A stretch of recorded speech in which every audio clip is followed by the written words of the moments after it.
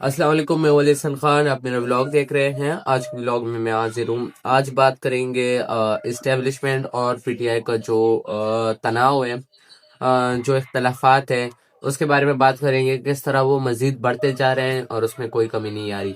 इस मुतालिक आज हम बात करने वाले हैं। व्लॉग को शुरू करते हैं। अब बात करते हैं कि आज की डेट में अगर मैं आपको बताऊं ना, तो ये बात छुपी नहीं है कि पीटीआई और एस्टेब्लिशमेंट के जो रिलेशंस है वो अपनी वॉर स्टेज पे हैं। पीटीआई खुद को ओपनली एंटी एस्टेब्लिशमेंट पार्टी के तौर पर प्रोजेक्ट कर रही है, और ये चीज जो है वो सिस्टम के लिए सबसे ज्यादा अनकंफर्टेबल जो है होती है। जो इस्टेब्लिशमेंट का सिस्टम है उसमें ये अनकंफर्टेबल होता है कि एक मेजर पॉलिटिकल पार्टी जो है वो एंटी इस्टेब्लिशमेंट प्रोजेक्ट कर रही है अपने आप को।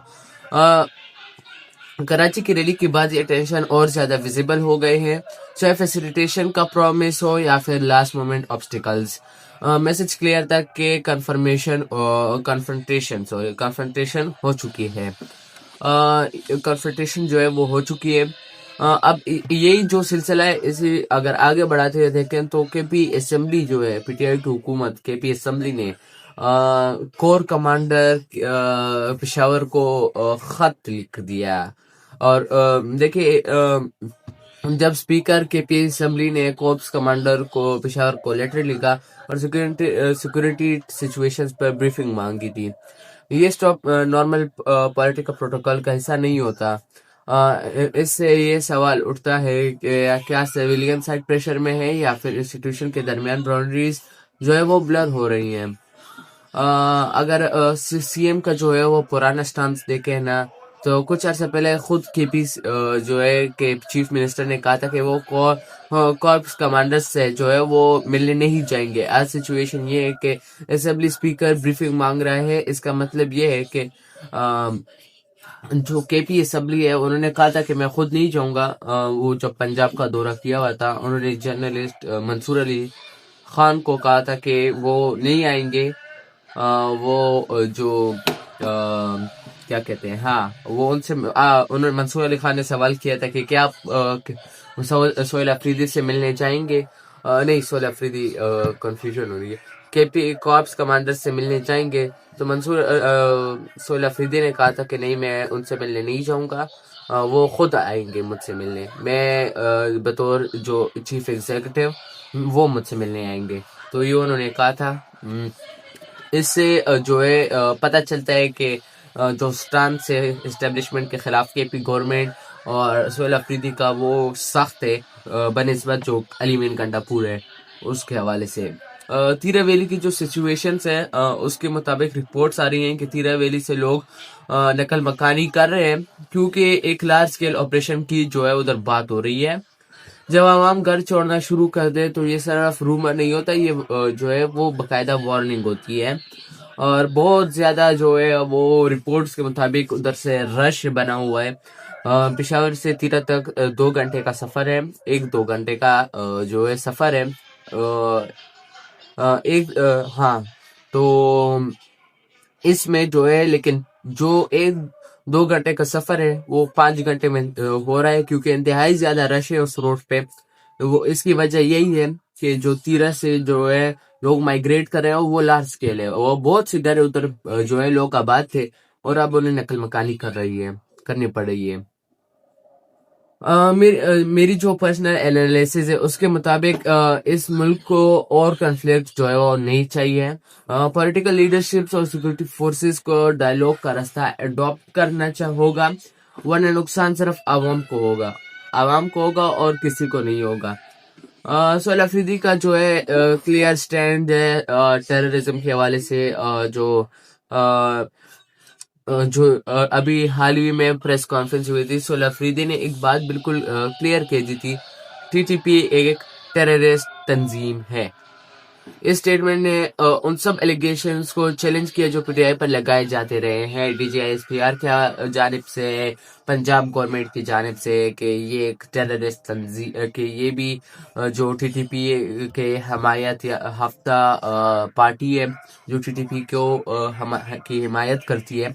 लेकिन इसने जो है वो इस बात को मुस्तरद कर दिया कि सोहेल अफरीदी ने खुद जो स्टांस उठाया जीटीपी के हवाले से कि ये एक टेररिस्ट तंजीम है। इससे ये पता चलता है कि जो कोई सपोर्ट नहीं है पीटीआई की जीटीपी के हवाले से। डीजीआईएसपीआर का जो कमिट था, लेकिन सब जब एक सवाल उठाया गया था पीटीआई लीडर्स पर टेररिस्ट अटैक्स क्यों नहीं होते, ये डीजीआईएसपीआर ने सवाल उठाया था प्रेस कॉन्फ्रेंस में। उन्होंने कहा था कि पीटीआई की लीडर्स पे क्यों नहीं होते, केपीके में और लीडर्स पे अटैक्स होते, पीटीआई के लीडर्स पर अटैक्स क्यों नहीं होते। तो ये सवाल उन्होंने उठाया था। वैसे इस नैरेटिव को जो है प्रमोट करना ना सिर्फ इररिस्पॉन्सिबल है बल्कि लोगों के सिक्योरिटी के लिए खतरनाक भी हो सकता है। ये स्टेटमेंट डीजीएसपीआर को नहीं उठाना चाहिए था। सोहेल अफरीदी का रिएक्शन जो है वो बिल्कुल ठीक था। ये चीज किसी को टारगेट बनाने का बराबर होती है कि आप कह रहे हो टेररिस्ट को कि ये इस बंदे को आप लोग अटैक क्यों नहीं करें बाकायदा। लेकिन ये भी बात है कि केपीके में जो है और जो पॉलिटिकल पार्टीज है उन पे अटैक्स हुए हैं बनिस्बत के पीटीआई के उनके लीडर्स पे नहीं हुई इतना।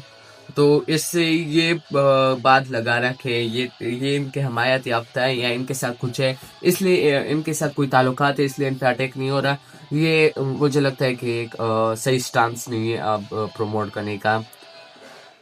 दूसरा अगर हम टॉपिक पे बात करें तो ये जर्नलिस्ट जो डिबेट है वंडर बॉय के हवाले से, ये वंडर बॉय का जो हवाला था वो सोहेल अफरीदी सोहेल वराइच सेम और सोहेल वराइच के कॉलम से उठाया गया था। सोहेल वराइच ने कॉलम में लिखा था वंडर बॉय के हवाले से कि ये सिचुएशन जो को नॉर्मल करने के लिए वंडर बॉय की जरूरत है। अब वंडर बॉय को हुकूमत में लाने की कोशिश की जा रही है। कुछ सीनियर जर्नलिस्ट के दरमियान ये बहस चल रही है कि क्या सिस्टम एक वंडर बॉय लाने की तैयारी में है जो करंट सेटअप को रिप्लेस करे, चाहे स्पेकुलेशन हो या सिग्नल मार्केट इसे सीरियसली ले लिया। अंसार अब्बासी जो सीनियर जर्नलिस्ट हैं और सोहेल वराइच, इन दोनों के दरमियान जो है इसके हवाले से तकरार हुई। मतलब तकरार इस तरह के कंट्रोवर्सी के क्या ये एक कह रहे हैं कि वंडर बॉय के हवाले से आए हैं, वंडर बॉय आएगा, तो अंसार अब्बासी कह रहे हैं कि इस तरह कुछ नहीं है, सिस्टम इस तरह लाने की कोई बात नहीं करा, मुझे कॉल आई थी। अंसार अब्बासी कहते हैं उन्होंने भी अपना कॉलम शाये किया था। वो कॉलम अब मैं आपको पूरा पढ़ के नहीं सुना सकता, आप देख सकते हैं उस कॉलम को। तो देखें, लेकिन इसके जो वंडर बॉय की स्पेकुलेशन थी उससे मार्केट को जो अटैक हुआ है ना, मार्केट पे जो मार्केट ने जो इसे सीरियस लिया है उस हवाले से देखें तो जो वंडर बॉय की वजह से जो है स्टॉक मार्केट में हैवी वोलेटिलिटी जो है देखी गई है।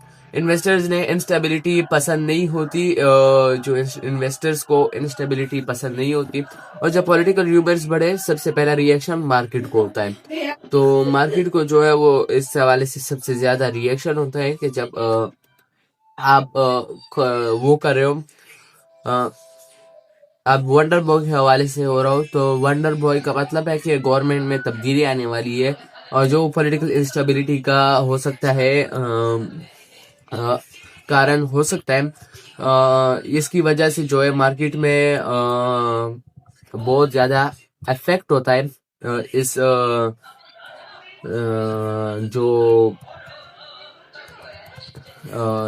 ये पॉलिटिकल इंस्टेबिलिटी की वजह से, तो इसकी वजह से बहुत इफेक्ट होता है। इसके जो मार्केट पॉइंट्स है वो 2000 जो है वो पॉइंट्स जो है वो फर्स्ट डे जो इसका वीक का था उसमें ये गिर गए थे 2000 पॉइंट तक। ये एक काफी मेजर डिक्रीज था जो देखा गया था।